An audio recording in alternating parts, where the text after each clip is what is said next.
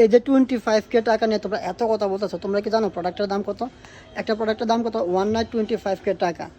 এটা হওয়াতে তোমরা ভাইরাল করে দিচ্ছ, স্ক্রিনশট ভাইরাল করে তোমরা যা তা ব্যবহার করতেছো। তোমাদের একটা কথা বলি, প্রত্যেকটা প্রোডাক্টের দাম বেশি। তুমি আবার চাল ডাল লবণের কথা মনে করে না।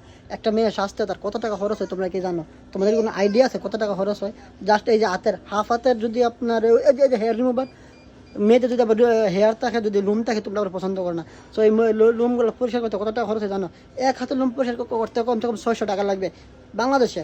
আর তোমরা একটা জিনিস দেখাই, এই যে একটা মেকের একটা ফাউন্ডেশন, এটার দাম কত জানো? এটার দাম 2000 টাকা। তারপরে যে লিপস্টিক, এই যে বাহারি কালার লিপস্টিক দেখতেছো না, এই লিপস্টিকের দাম কত জানো? এক একটার দাম বাংলাদেশে 1200 টাকা। এতটুকু না, এই যে একটা মেকআপের এই যে একটা মেকআপের পাউডার দেখতেছো, এক একটা পাউডার দাম 2000 টাকা। এত টাকা খরচ করবে একটা মেয়ে তার সৌন্দর্যের নিচে, আর তুমি তার ওয়ান নাইটের জন্য 25K টাকা দিয়ে পাইতেছো। এটা তো তোমার কপাল, তোমার নসিব। মানে হিসেবে তো তার 3 লাখ 4 লাখ টাকা নাইট হওয়ার কথা ছিল। এই যে ওয়ান নাইট 25K টাকা নিয়ে তোমরা এত কথাবার্তা বলতেছো না।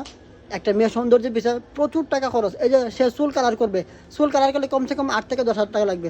তারপরে চুল স্ট্রেট করতে গেলে লাগবে 15,000 টাকা। সো তোমারে বলছে যে 25K টাকা, you R happy now. Okay, 25K টাকা দিয়ে অনেক ভালো জিনিস পাইতেছো।